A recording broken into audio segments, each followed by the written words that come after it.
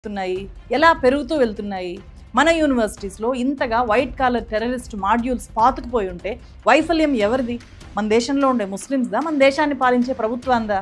పుల్వామా దాడిలో భద్రతా వైఫల్యము అంటే ఒప్పుకోరు.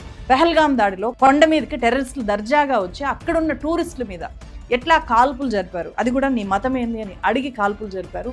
దాంట్లో సెక్యూరిటీ వైఫల్యం ఉంది కదా అంటే సో అట్లా క్వశ్చన్ చేసే వాళ్ళని యాంటీ నేషనల్స్ అంటారు. అంటే చాందినీ చౌక్ లాంటి భారీగా జనం ఉండే చోటుకి ఇలాంటి ఒక కారు దూసుకెళ్ళిపోయి, వేల మంది ఒక దగ్గర ఉండే చోటుకి దూసుకెళ్ళిపోయి అక్కడ పేలిపోయి ఉన్నా పట్టించుకునే దిక్కు లేదు. ఇక్కడ ఇంత ఘోరమైన సెక్యూరిటీ ఫెయిల్యూర్ కనిపిస్తుంది.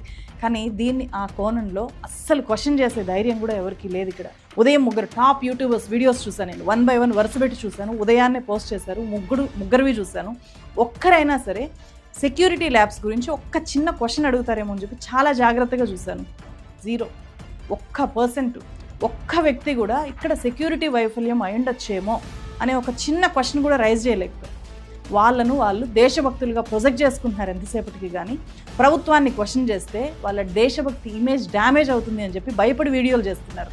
గవర్నమెంట్ని పొగిడితే అది దేశభక్తి అనే ఒక మూర్ఖత్వంలోకి వెళ్ళిపోతున్నారు. నో, ఎప్పటికైనా సరే ప్రశ్నించడమే దేశభక్తి.